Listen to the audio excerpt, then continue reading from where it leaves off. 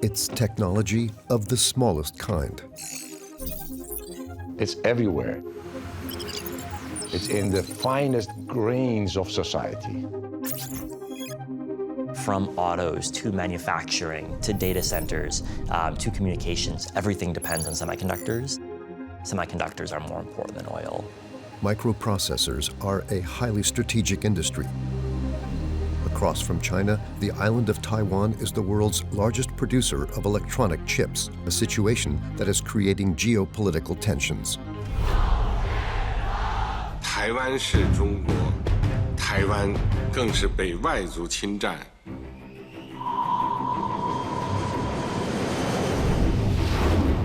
If we imagine China taking over Taiwan's semiconductor industry, The worldwide economic shutdown. Taiwan with semiconductor is probably the best defense, has a silicon shield. Since the 1980s, the United States and Europe have been off-shipping the production of electronic chips. The globalization trend was driven by differentials in labor costs. It was simply cheaper to hire workers. Aware of their dependence, Americans and Europeans are facing a race against time to produce their own chips. They're building the biggest plant they've ever built in the world here in Arizona. 18 months ago, it was desert. The country that produces microprocessors will thus control the global industry. The world's geopolitics has been defined by where the oil reserves are for the last 5 decades. And I think where the chips come from is more important for the next 5 decades. From Taiwan to the far reaches of America, microprocessors are now coveted by the major world powers.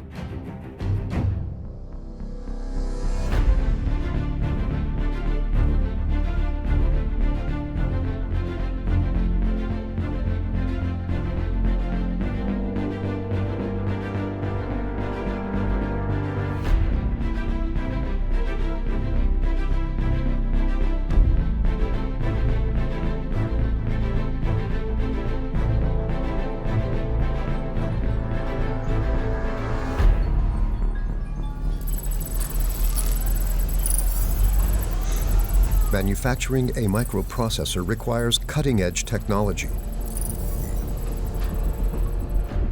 And it all starts with one of the most abundant elements in the Earth's crust.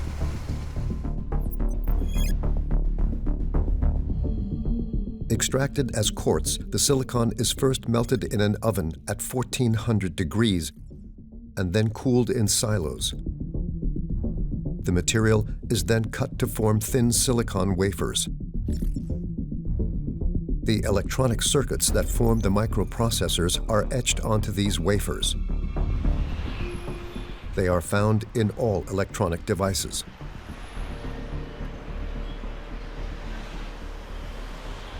In the 1980s, Europe preferred to transfer production of this technology to Asia.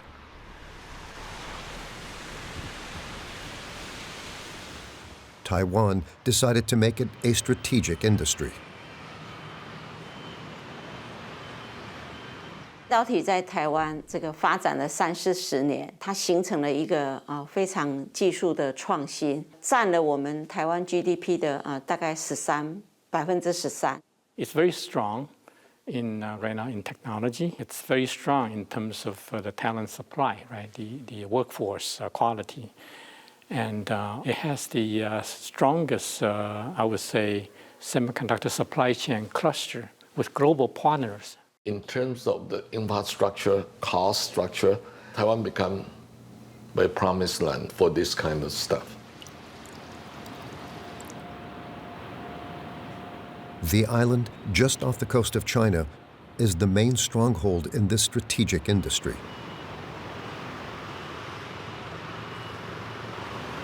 Taiwan accounts for 30% of the world's supply of microprocessors. The small country is a vital pillar of the global economy. It owes this transformation to one man, Morris Chang. Born in China in 1931, this engineer is venerated as a national hero in Taiwan. 那么今天的授勋仪式，我要代表国家对张创办人对台湾的重要的贡献表达最高的敬意跟谢意。In 2018, Morris Chang was awarded the country's highest civilian honor by the President of the Republic. Morris Chang studied at the best American universities before becoming the founder of TSMC, the first global manufacturer of microprocessors. He is revered throughout Silicon Valley. Morris, the world is full of successful people, frankly, but we've never seen impact like what you've made. And on behalf of all of us, you're my hero. Thank you.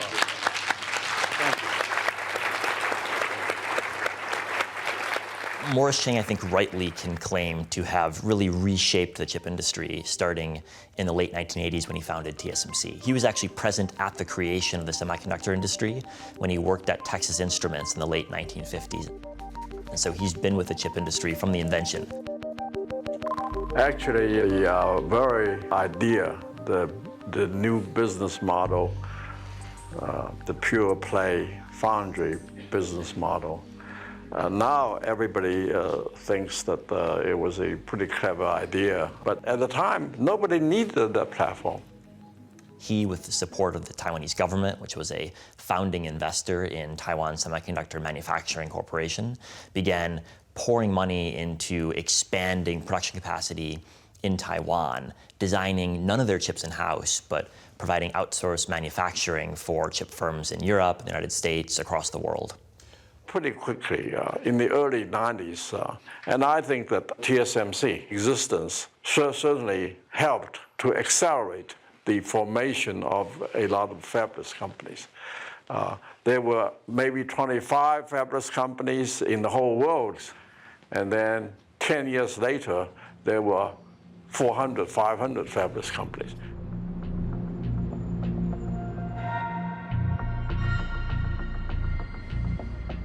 In less than 40 years, TSMC has built an empire of mega factories across Taiwan.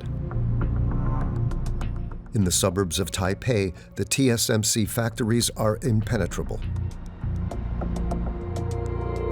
Corporate communication is strict. Interviews with employees are forbidden, as are images from inside. TSMC has become the center of global attention. The company has the power to paralyze the world. TSMC produces 90% of the most advanced processor chips. From Apple, whether it's an iPhone, or NVIDIA, which powers many data centers, TSMC produces many of their chips. And without TSMC's production, the entire digital economy would simply ground to a halt. Of all of the companies you know in the world, this is the only company that currently has something they make in our possession right now. There are no others. So there's basically Air and TSMC.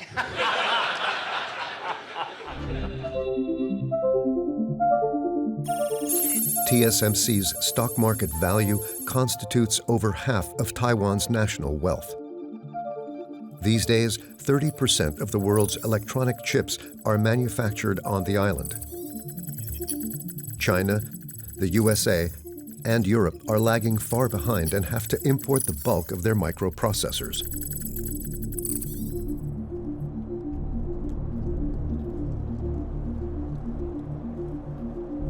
And in March 2020, the world economy's dependence on this technology was exacerbated by the COVID crisis.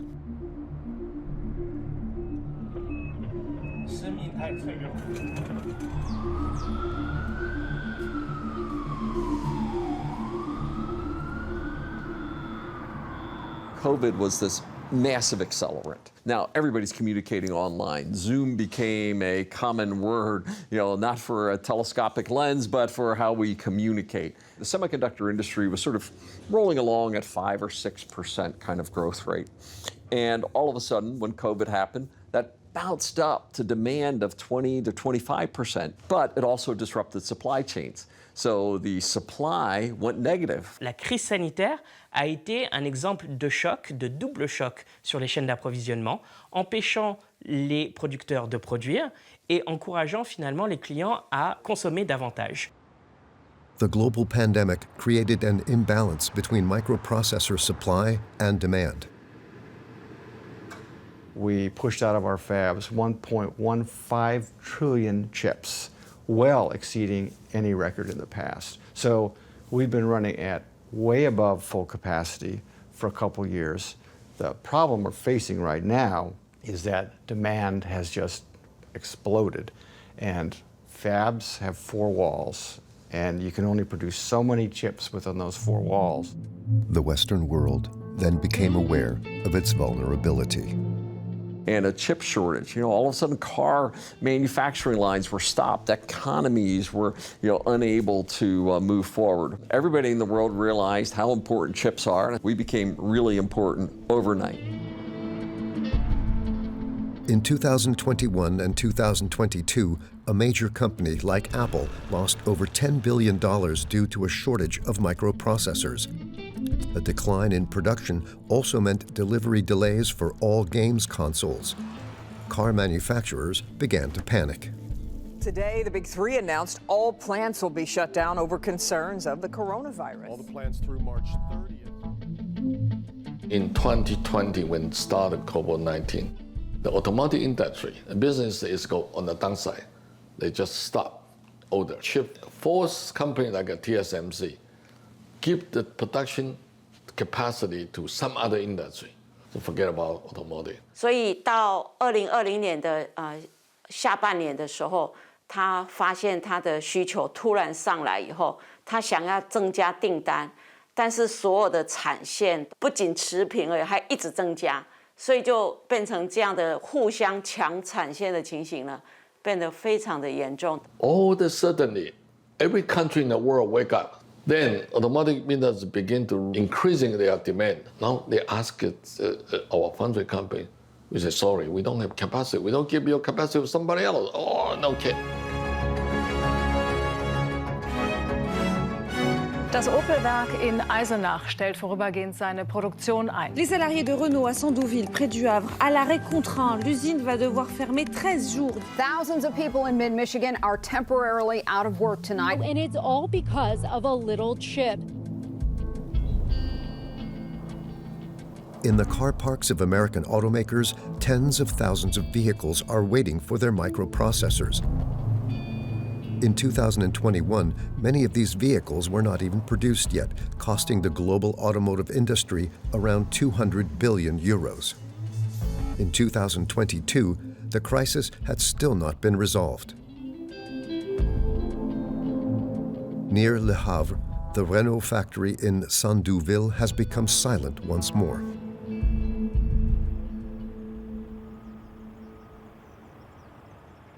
Notre site est arrêté pendant 10 jours.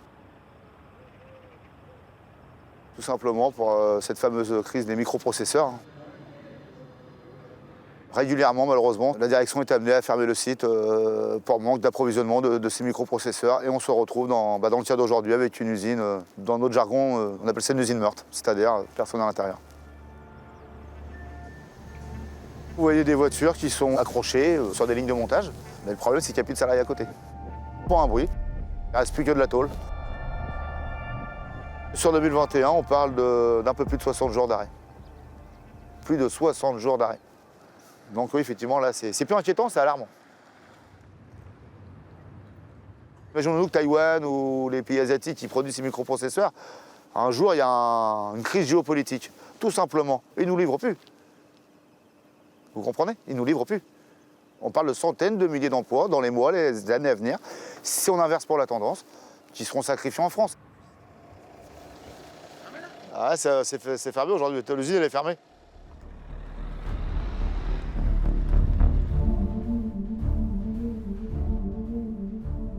There's a lot of analogy to what we saw in 1973, you know.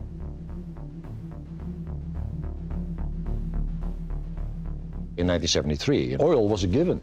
Nobody worried about oil. It was always there, until it wasn't. Now we fast forward, 2020. Semiconductors, chips have always been there, until they weren't. And all these questions suddenly pop up. Where are they, you know? Where did they come from? Who is producing it? This is exactly why chips and semiconductors are now strategic. The globalization trend was driven by differentials in labor costs. It was simply cheaper to hire workers in places in East Asia. It was driven by typical trends in terms of shipping costs going down, in terms of new IT technologies making it easier to have a firm that operated in Europe and the US, and that's where the vulnerability comes in. On ne pensait pas un seul instant que ces chaînes d'approvisionnement internationales puissent être remises en question. On n'avait probablement pas l'imagination d'une telle pandémie ou d'une telle guerre. Et donc la logique de main-d'œuvre à bas coût n'a plus aucun sens aujourd'hui. On est plus dans une logique de technologie à bas coût. Et ça, c'est fondamental pour comprendre ce mouvement inverse qu'on a pu observer. For decades, companies have massively delocalized production without a second thought. Microprocessors have been no exception. And today, Western leaders are acutely aware of their dependence.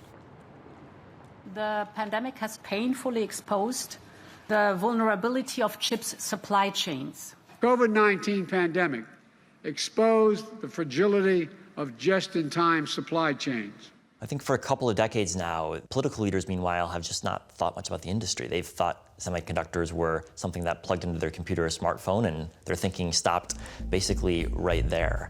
Nous avons, sur le sujet des composants en particulier électroniques, un énorme défi. The global semiconductor shortage has caused a shortfall in consumer goods, especially automobiles, and it's contributing to higher prices around the world.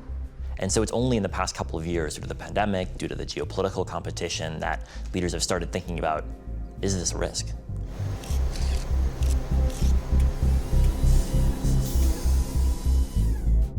To limit the effects of the shortage and reduce their technological dependence, America, China, and Europe are taking action. In 2022, each announced its microprocessor plan for developing their own production capacity. The College of Commissioners has adopted today the European Chips Act. 要实现我们第二个百年目标，我们就是要走自主创新的道路。The chip war has been declared.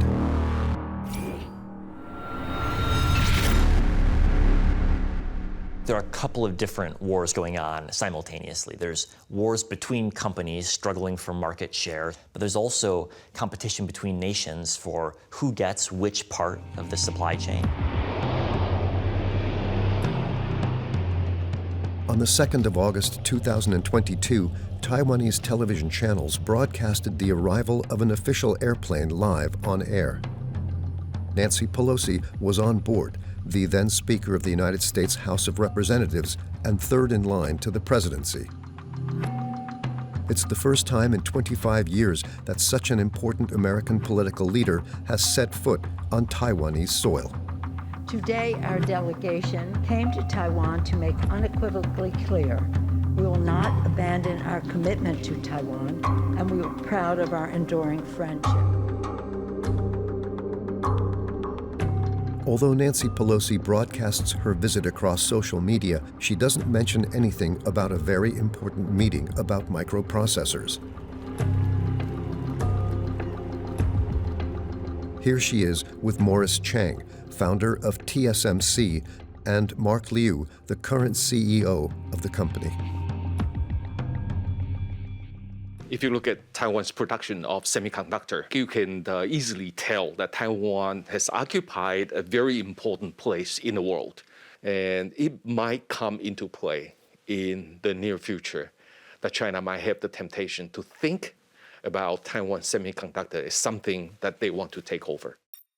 China wants to expand its influence and power beyond the first island chain. Taiwan happens to get stuck in the way, and they want to take Taiwan over. The absolute majority of the people here say no to unification. Using force becomes the only option for the Chinese government to unify Taiwan. Nancy Pelosi is in Taiwan tonight, and China is already responding. Pelosi's late-night landing was quickly followed by news of Chinese military drills all around the island. Using missiles and fighter jets, China organized an unprecedented military blockade of Taiwan for several days. President Xi Jinping sent a strong message to Taipei and Washington. 我要告诉大家的是，这是一场彻头彻尾的闹剧。美方打着所谓民主的幌子，在干着侵犯中国主权的勾当，台湾必将回归祖国的历史大事。Pelosi 去台湾，我觉得 Pelosi politician 都说不上，他年龄太大了 ，too old。Since 1949, Taiwan has been one of the obsessions of the Central Powers. In October 2022, during the 20th Congress of the Chinese Communist Party, President Xi Jinping reaffirmed his commitment to annex the rebel island. 解决台湾问题是中国人自己的事，要由中国人来决定，但绝不承诺放弃使用武力，保留采取一切必要措施的选项。 China's ambition for Taiwan is not just politically fueled. The island is at the heart of the technology war between the USA and China. La Chine a annoncé clairement son objectif de devancer les États-Unis sur le plan technologique. Il est évident que le conflit s'est cristallisé sur les semi-conducteurs qui sont au cœur justement de la troisième révolution industrielle et de la domination technologique du monde. S'il y avait une attaque chinoise justement militaire sur Taïwan, ça créerait une déflagration vraiment majeure. 那无疑，中国肯定在半导体产业上，它是个新兴的半导体大国。那么时间太短，就造成这个很多的工艺技术的积累，我们的能力就不是在这个行业里面要去追最先进那一点，我们把中低的，我们靠量，中低端的吃了就完了，这么一个这个问题。If we imagine the world with China taking over Taiwan semiconductor industry, and they use this as a weapon against the rest of the democracies, I'm sure the rest of the democracies which relied on semiconductor industry in Taiwan, I'm sure they will react in a very strong way. Taiwan with semiconductor is probably the best defense. Les Taïwanais se servent de TSMC comme d'un bouclier et d'un moyen de se protéger au plus haut niveau, y compris sur le plan politique, mais également sur le plan militaire. Il faut que Taïwan reste intact dans sa capacité à produire des semi-conducteurs face à la Chine et pour l'industrie américaine et l'industrie mondiale. United States, you make sure we are here to make things for you. It's not for our interest, for their own interest, for Apple, for all these companies that require continue our business. And Chinese, they maybe like it happen, but the US say, no, sorry, we're not allow this happen. An armed conflict in the Taiwan Strait could jeopardize the majority of the world's electronics production. Faced with China, Taiwan can count on a powerful military ally. Are you willing to get involved militarily to defend Taiwan if it comes to that? Yes. You are? That's the commitment we made. The idea that it can be taken by force is just not appropriate. It will dislocate the entire region and be another action similar to what happened in Ukraine. Si Taïwan n'avait pas la capacité industrielle dans ce domaine, je pense que l'intérêt de défense de Taïwan serait bien moindre aux yeux des Américains. Il va de soi que les intérêts économiques, et en particulier dans le domaine des semi-conducteurs, est crucial, central dans les relations américano-taïwanaises.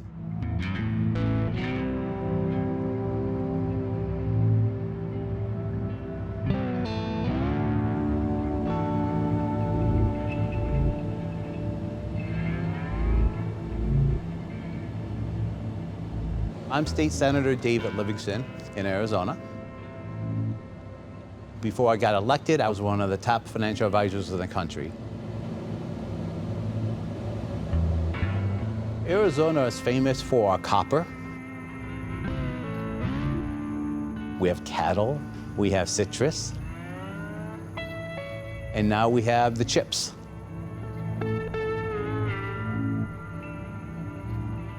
In the Arizona desert, new businesses are opening up so they can benefit from America's help.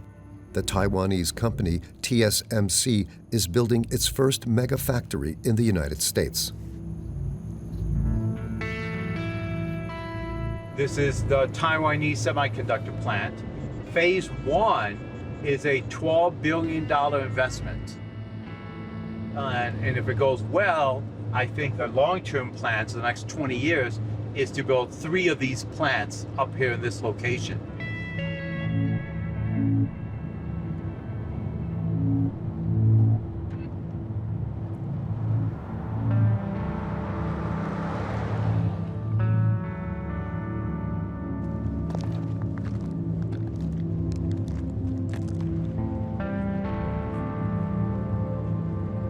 So right there, you're looking at 4 stories from nothing. 18 months ago, it was desert. That's how fast it's going. Economic impact projection in the next 20 years is $38 billion because of the plant, because of the other companies that would come here to support it, because of the new apartments, the new houses that would be, the new restaurants. I actually feel personally it's going to be bigger than that.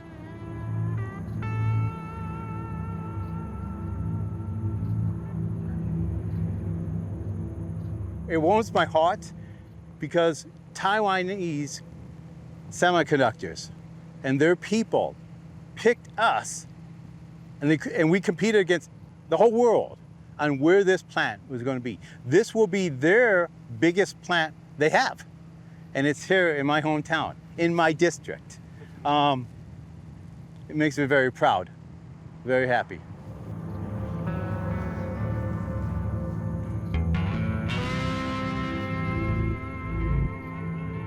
This semiconductor factory will soon produce 5-nanometer chips, the latest generation of microprocessors that are currently only being made in Asia.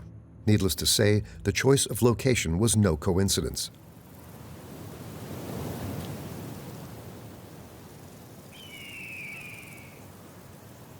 It was in Phoenix, Arizona's capital, that the agreement between the USA and Taiwan was announced in 2020 thanks to active lobbying by the governor of the state.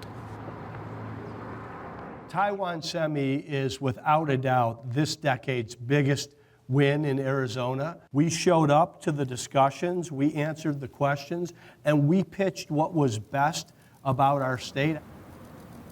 We've got the lowest flat tax in the nation. We've eliminated over 1,000 regulations that make it a great place to live, work, play, and obviously scale a business. Doug Ducey is a longtime friend of Taiwan. That's why, a month after Nancy Pelosi's controversial visit, the governor is heading to the island.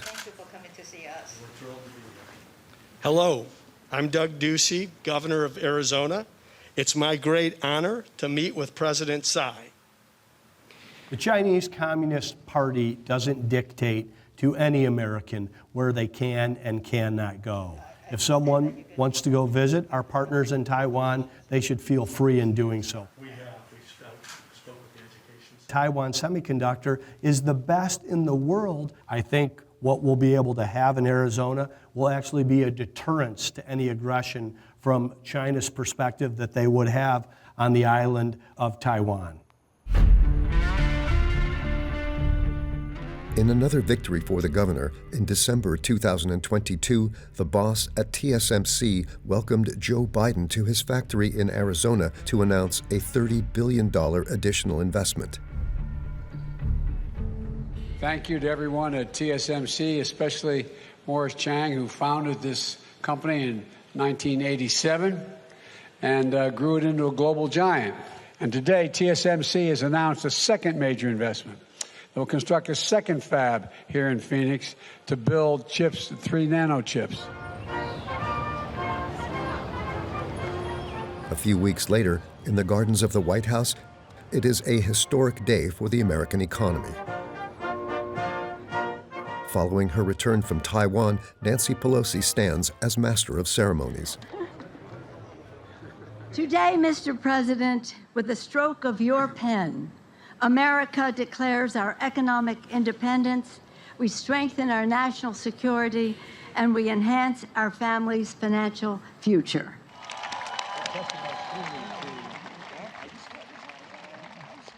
We are the United States of America, a singular place of possibilities.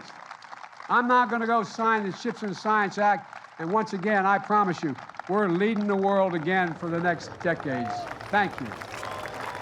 By signing the CHIPS and Science Act, Joe Biden gives priority to the protection of American interests. Ready? Got it. Reducing costs, creating jobs, and countering China are becoming key features of Washington's trade policy. $80 billion have been allocated to industry and research, of which $52 billion was just for microprocessors. It is the United States' largest public investment since the Second World War. In the audience, a rather discreet man has been working behind the scenes to reach this outcome. Running a business empire, his company invented the first electronic chip back in 1971.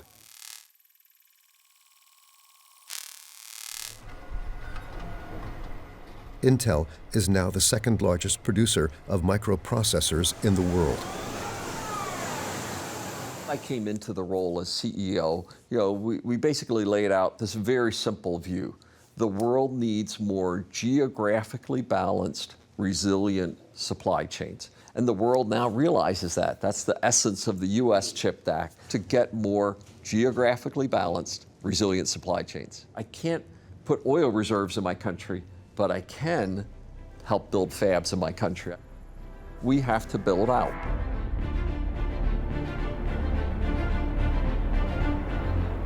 We are coming to you live from Licking County, Ohio. This is the site where Intel is breaking ground for its newest chip manufacturing facility. Intel is going to build a workforce of the future right here in Ohio. A brand new $20 billion campus, 7,000 construction jobs. Please join me in welcoming Intel CEO, Pat Gensler. Oh, we made it. This great state of Ohio has this tradition of manufacturing. You all like to build stuff. And that's exactly what we're going to do together. We are going to build the most advanced stuff in the world right here in Ohio.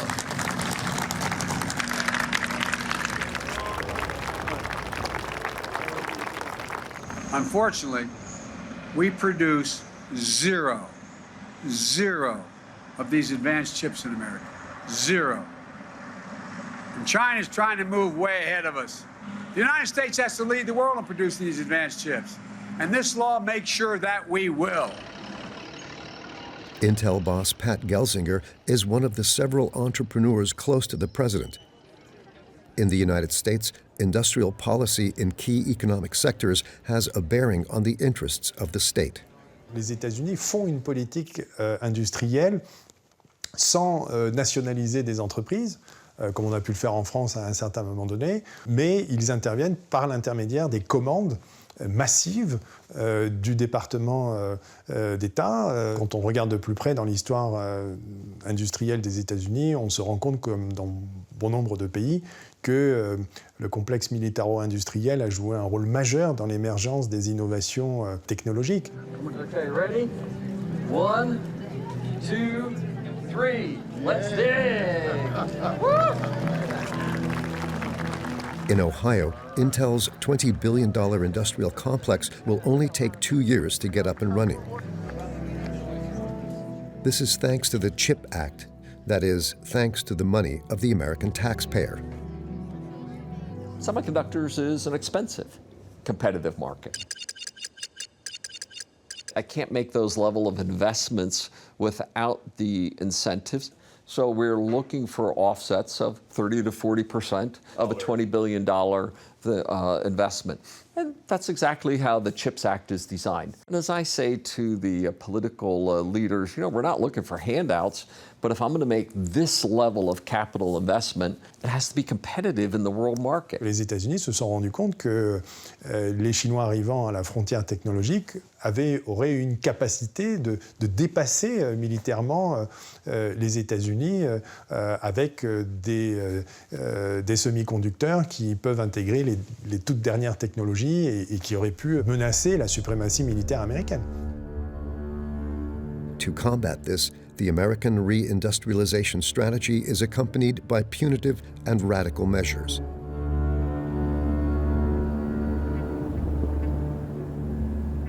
American companies are no longer permitted to work with telecoms giant Huawei and SMIC, China's leading producer of microprocessors.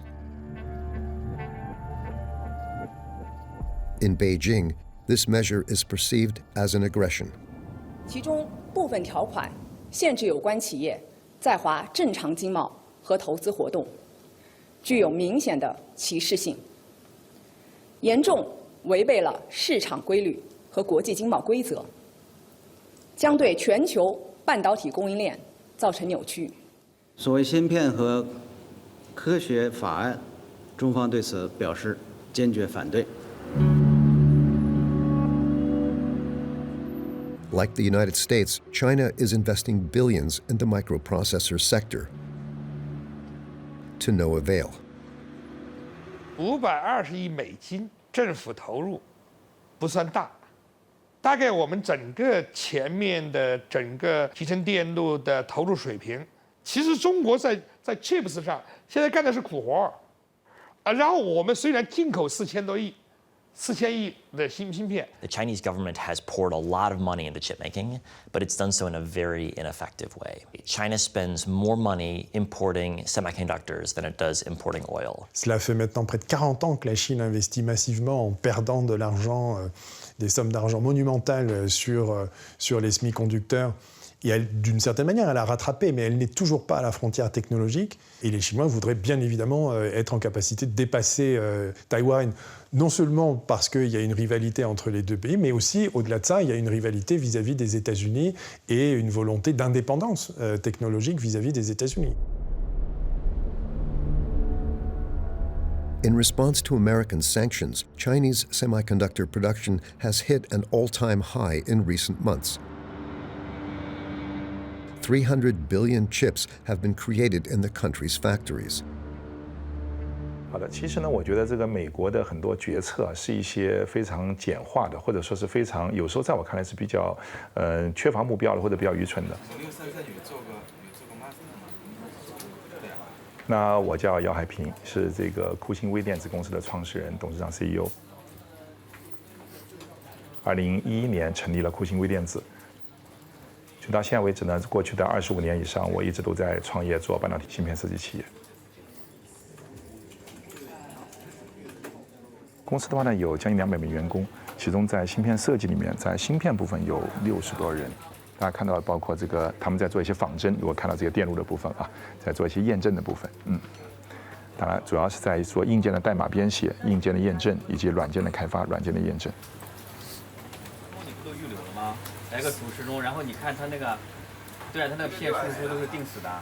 然后呢，但是它并没有禁止我们大部分像我们这样设计公司去使用台湾、韩国或者美国的制造能力。除了像华为这样的个别被禁止，大部分并没有被禁止。那美国的法案呢，更注重于说压制中国的能力，这两个上面角度是不太一样的，慢这个速度，减慢中国的发展。但是，它要让这个发展最终扼杀掉或者终止，其实是不可能的。 Nowadays, China manufactures barely 15% of the electronic chips it consumes. But it displays the unbridled ambition to close its technological gap and become self-sufficient by 2025. 我国科技发展的方向就是创新、创新再创新。只有创新才能够自强。 坚定地走好这条道路，再接再厉，更上层楼。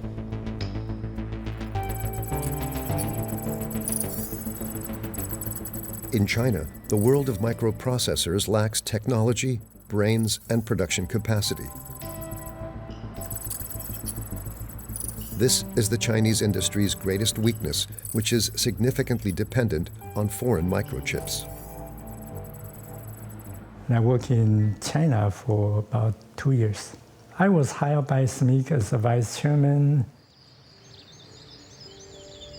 In 2020, the former executive of Taiwanese company TSMC was recruited by the leading Chinese manufacturer of microprocessors.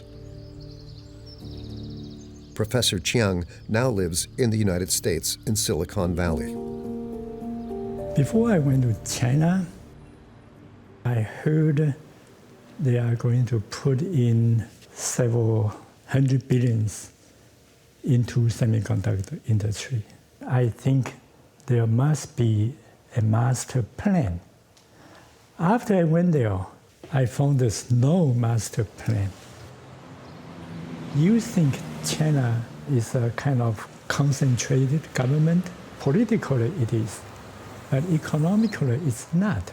Because local government have their own funding. They can do whatever they can. People just want to have power.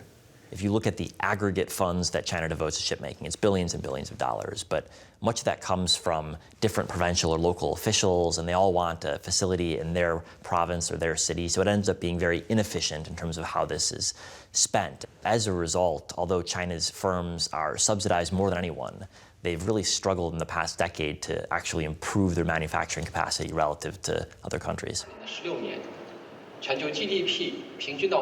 There is a tech war underway. Who will have the technology that leads?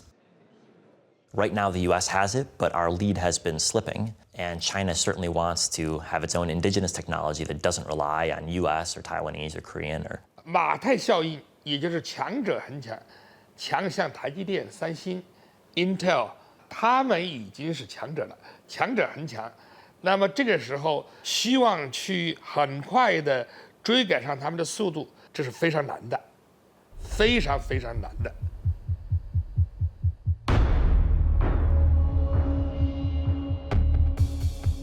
Does China have the means to achieve its ambitions?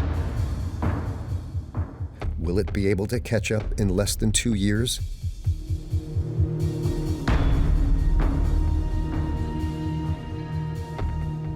In this global race for the production of microprocessors, Europe seems overwhelmed, despite speeches by leaders in Brussels.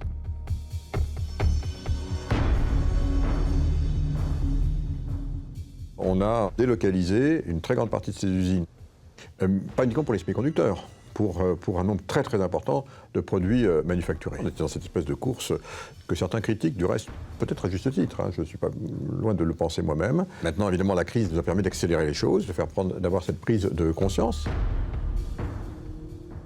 Il est temps de reprendre son destin en main pour nous fixer une ambition qui est, à l'horizon 2030, d'être en capacité de produire 20% de la production mondiale sur la planète. Il faut absolument qu'on augmente massivement la capacité de production des semi-conducteurs en Europe. To regain its sovereignty, Europe needs more factories, like this one in the suburbs of Dublin.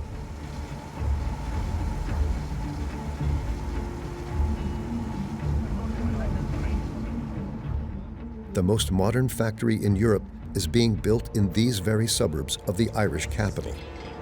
Isn't it magnificent? We call this Fab 34. It's a 17 billion euro project.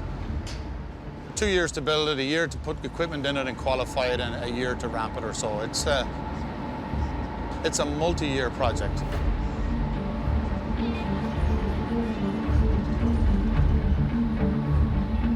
By the end of 2023, this plant will produce the latest generation of microprocessors. But appearances are deceptive. Fab 34 is not a European factory.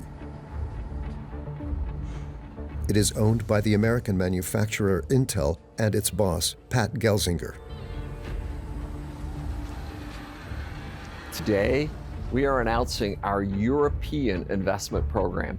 We envision investing up to 80 billion euros in the EU over the next decade. European Commission President Ursula von der Leyen recently said there is no digital without chips.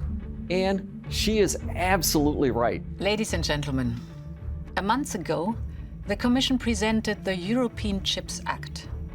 With this The European Commission president appears in Intel's promotional video to publicize its microprocessor plan. We also want to strengthen our resilience. In total, more than 43 billion euros of public investment, both European Union and national level investment, will support the CHIPS Act until 2030. Incapable of addressing this technological sovereignty problem, Europe has therefore agreed to help American companies. In the trade war between the US and China, Europe seems to be the biggest loser. On avait encore quelques producteurs dans les années 80 ou 90 qui ont tous disparu et qui ont été soit rachetés par les Américains, voire même par des entreprises asiatiques. Les pays européens ont échoué. Ce que cherchent effectivement à éviter peut-être les Européens, c'est à sécuriser leurs approvisionnements aujourd'hui si nous avions encore un bouleversement géopolitique dans cette industrie. However, Brussels can rely on 3 European manufacturers of microprocessors.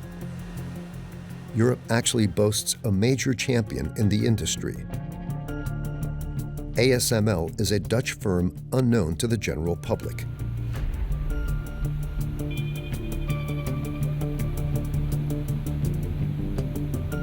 This company produces photolithography machines using ultraviolet radiation capable of engraving even the smallest objects. Without ASML, we would not have any microprocessors for our mobile phones. What we are doing, we make a big slide projector. We are providing a machine that actually takes the design of a computer chip and it translates that design onto a carrier. A carrier is the microchip that when you open your phone, you see all these little chips sitting there, you know, that's what we do. It's expensive, but it's like a slide projector. Each of its overhead projectors costs 125 million euros. Only TSMC, Intel, and Samsung are able to afford them. This is a very profitable industry. TSMC, they have announced that they want to spend $140 billion over the next 3 years. Samsung, similar amount of money. Intel, more than $100 billion. So there's already $400 billion by only 3 manufacturers allocated to build out that capacity. Why would you then, from a risk management point of view, put everything in Asia? You want to distribute this across the globe. It's logical. This is why Intel, it's an American company, comes to Europe. This is why TSMC, Taiwanese company, goes to the United States. The semiconductor industry is an expensive industry to compete in. Building a new facility can cost $20 billion for one plant. So any effort to change the geography of where factories are located is going to cost a lot of money. Now the question is it worth it?